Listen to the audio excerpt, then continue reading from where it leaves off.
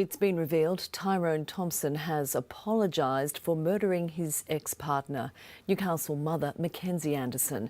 The apology came in the form of a letter, which was today given to the Supreme Court as he faces a possible life sentence. 3 years since he murdered his ex-girlfriend Mackenzie Anderson in a frenzied knife attack, today finally a sign of remorse from Tyrone Thompson. No words can undo the pain and devastation caused by my actions. I never planned to hurt her that night, but something inside me lost control. The letter provided to Newcastle Supreme Court as Thompson awaits sentencing for murder. In it, the 25-year-old also described his relationship with Ms. Anderson as toxic and physical and claimed he lost it after he cut his hand during a struggle with the knife. I would give anything, truly anything, to take that moment back, he wrote. I know I will carry this guilt and shame with me for the rest of my life. The 25-year-old broke into Ms. Anderson's Mayfield unit in March 2022, then stabbed her 78 times with 2 knives. He'd been released from jail just 2 weeks earlier after assaulting and stalking her in 2021. While the judge told the court he was happy to receive Thompson's letter and that it perhaps showed an evolving insight, he said he was cautious about some of the contents. Thompson is expected to learn his fate on Friday. Tyson Cottrell, NBN News. There's so much more to China's electric vehicle market than you may know. BYD has outpaced Tesla, but have you heard of Xiaomi, Biche, and Chery? How about Zeekr? We got exclusive access to test drive one of their newest cars. The 7 GT, we're going to take it for a test drive. This is in the style of a wagon, but it's very much like a sports car. One of the biggest selling parts of this car is its speed. It can go 0 to 60 in just about 3 seconds. You can feel the pickup. This is great. There are dozens and dozens of EV brands here in China, forcing Western brands into a race with fast-growing competition. The foreign ministers of the BRICS countries gathered in Rio de Janeiro for a meeting on Monday. On the agenda was one main topic: the group's role and unity in addressing global and regional crises ahead of a leaders' summit in July. The meeting revolved around various crises in Africa, wars in Ukraine and Gaza, but also the trade war with the United States. With 11 member states representing nearly half of humanity and a wide geographic and cultural diversity, BRICS is uniquely positioned to promote peace and stability based on dialogue, development and multilateral cooperation. The meeting was attended by key figures, including Russian Foreign Minister Sergei Lavrov and Chinese Foreign Minister Wang Yi. The path to peace is neither easy nor linear, but BRICS can and must be a force for good, not as a bloc of confrontation, but as a coalition of cooperation. We must lead by example, reaffirming our belief in a multipolar world where security is not the privilege of a few, but a right for all.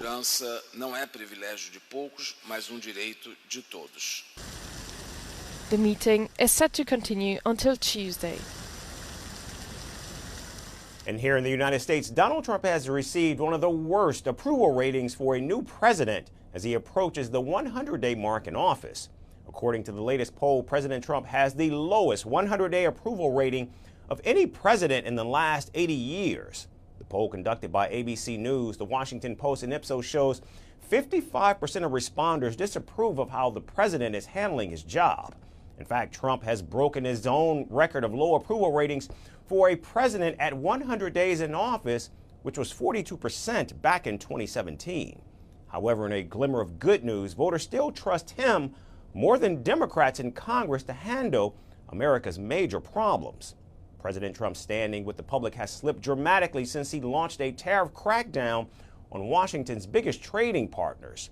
And while the commander-in-chief has tried to reassure weary consumers that his policies will lower income taxes and increase manufacturing jobs, Americans fear he's still going way too far.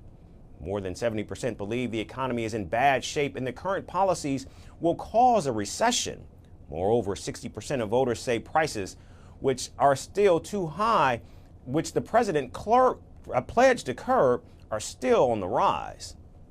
Yes, I do have some investments that are down, which is affecting me on the personal side because we were in the market to buy some property outside of town. Now we're not sure which direction we want to go. We might put that major purchase on hold for a few months and see how things go through the summer. When it comes to the items that I import directly from China, like the pens, pencils, coffee mugs, keychains, calculators, that's all been affected immediately. Now, when it comes to Trump's presidential powers, majorities express concern over the downsizing of government as well as the crackdown on citizens' rights and freedoms. And many believe that U.S. leadership around the world has weakened under the Trump administration. Meanwhile, Donald Trump's ratings on the issue of immigration are also underwater. The poll mirrors other surveys, including those by CNN and the New York Times, that put the president's approval ratings extremely low.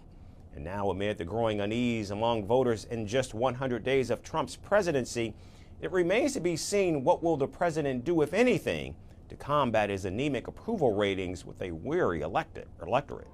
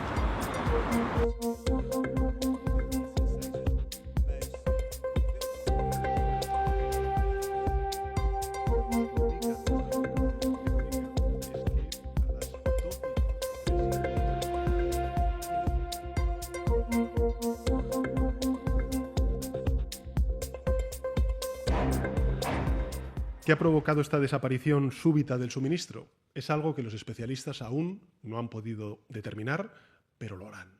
Y las instituciones del Estado competentes y todos los operadores privados están trabajando de forma coordinada para comprender qué ha pasado, qué ha sucedido. Se están analizando todas las causas potenciales, insisto nuevamente, sin descartar ninguna hipótesis, ninguna posibilidad.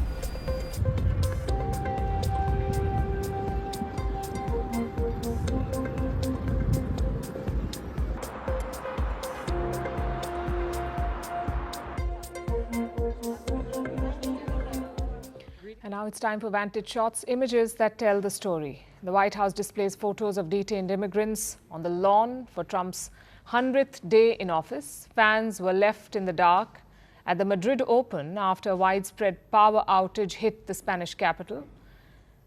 An on-field turns into a sea of red as Liverpool clinches the Premier League title. Finally, we're taking you back in history. On this day in 1945, Italian dictator Benito Mussolini was executed. He was shot dead by Italian partisans. This happened while he and his mistress were trying to flee to Switzerland. Mussolini was then hung upside down in Milan's public square. We're leaving you on that note. Thanks for watching. We'll see you tomorrow.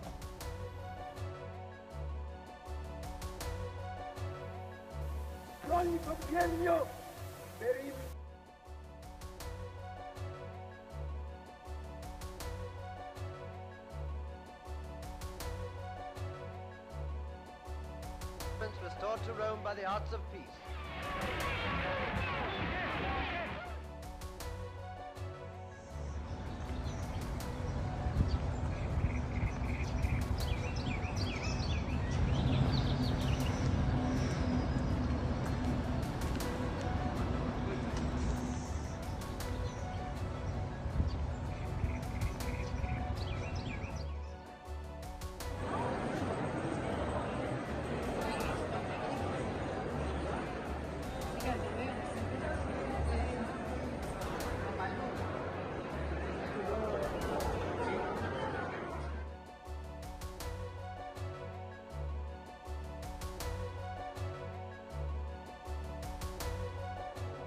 talkie Johnny.